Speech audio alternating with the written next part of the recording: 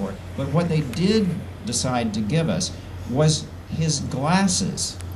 And so we're going to be proudly displaying the glasses worn by Dr. Hoffman when he synthesized LSD, and that are portrayed in my painting. So I think it's even more appropriate because it really changes the lenses of reality that you look through. So this will be a profound and beautiful relic that we'll eventually have on display at the chapel.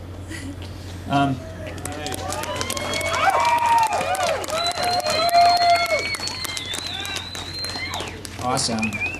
So sacred mirrors, most of you probably know of this stuff. The whole idea of the sacred mirrors came about when Allison and I did a performance called Life Energy, and I had these charts on the wall that I had drawn, and had a little space in front of them where people could get in touch with these various systems by contemplating it. And basically Allison said, people really like these charts and I should do an entire series of paintings based on that.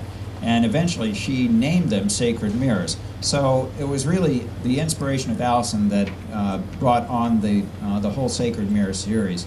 And so you stand in front of them and you relax your imagination, or you get into the right state, and you really feel these different energies moving through you.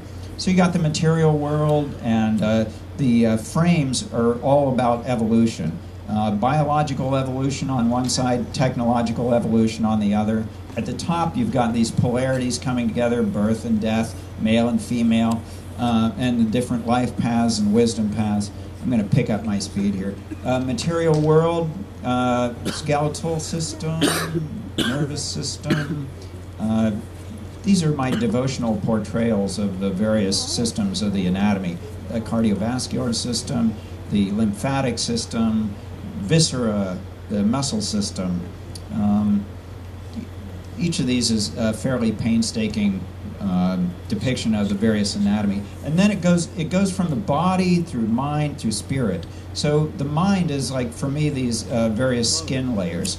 And you've got the socio-political kind of difference that when we look at people's skin and gender and things like that. But in the context of the Sacred Mirrors, it's also inviting us to see ourselves reflected in others. So then it moves into the subtle anatomical systems, the subtle energetic systems. And this is the psychic energy system. It's got the yogic chakras and the sort of the auras around it, and also the acupuncture meridians and points. It overlays the Kabbalistic tree, this whole Sephirot, and the Sanskrit elements that are in the chakras. This piece is called Spiritual Energy System, and it shows a kind of dissolving of the identity with the body and a kind of merging with the environment. This piece is called Universal Mind Lattice, and it's a depiction of an LSD experience that my wife and I had back in 1976. It completely changed our artwork and our interest in making work that's about a kind of sacred interconnectedness. We were lying down in bed, that's what we usually did, and took a walloping dose of acid, and we kind of dissolved into this sort of infinite matrix of cells of light. We had become this kind of toroidal fountain and drain, this kind of energy ball, and it seemed like we were interconnected with infinite omnidirectional web of these same kind of balls of light. And it also seemed like every other being and thing in the entire cosmos was one of these balls of light. So you were connected with everything and everyone. But the light itself was love. So we were connected with everything in this love web, basically. And it was just amazing. It seemed like we were outside of time. Like you had awakened from your body and said, wow, that was a weird experience. Outside of time, no gender, no, it was just amazing. It was like rock solid reality. And so it completely changed us, because I took off my mindfold after being probably 15 minutes in eternity or something like that, and looked at Allison. She was kind of staring at me, and I said, I was in the most amazing place, and you and everything, and everyone was there, and she said, yeah, and it looked like this. And she started to draw exactly the same transpersonal space, which really freaked me out. So anyway, we decided that was the most important thing to make art about. And that's why we did really the Sacred Mirror series. So this piece is called The Void, and it's kind of Tibetan influenced elements that are surrounding this clear light, void, clear light. All the various wisdom traditions talk about transcendental ground of being, and that is beyond depiction. It's no thingness, but everything emerges out of it.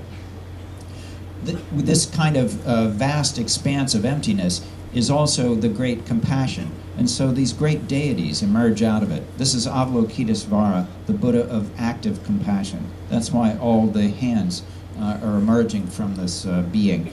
They're hands reaching out to uplift the suffering world. This is a bodhisattva archetype. And the kind of Western bodhisattva, the Christ, this is the being, the world savior. This is the resurrected Christ, and on the one side you've got the sort of an angel that holds a symbol of the Trinity, and the other that subdues evil but doesn't destroy it. This is the luminous Christ that has little dots of different colors all over the face. Sophia, this is the goddess of wisdom, and in her heart there is a planet.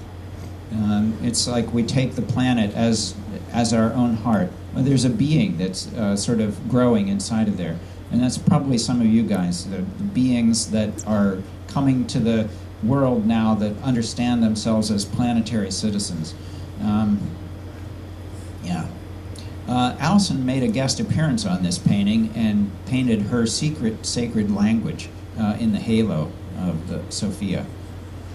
The last piece in the Sacred Mirror series is a piece called Spiritual World, and it's an actual mirror sandblasted with this sun ray, and when you stand in front of it, it obliterates your head, and you see the word God there. See who you really are. You're a light. So they're all on display right now in New York City in the Chapel of Sacred Mirrors, and this is a kind of a view of the interior of the chapel. And we're there for a couple more months until the end of this year, and then we're packing it up. So if you can get to New York before the end of the year, I'd love you to come and see this installation. Then we're transitioning, and we'll probably be shut down for about a year or so, and we're moving up the Hudson to new quarters, which I'll share with you later. Many people found out about my work through the band Tool, and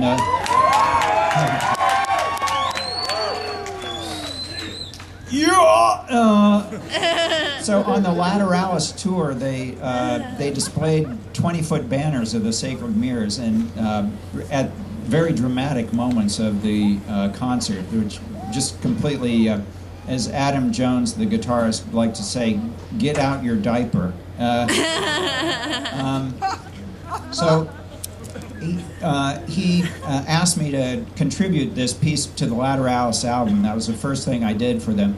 But one of the things I had in mind was this kind of anatomy of body and soul. And so there's different layers on acetate. But there's also these flaming eyes, and that's something that I've done in a lot of my artwork.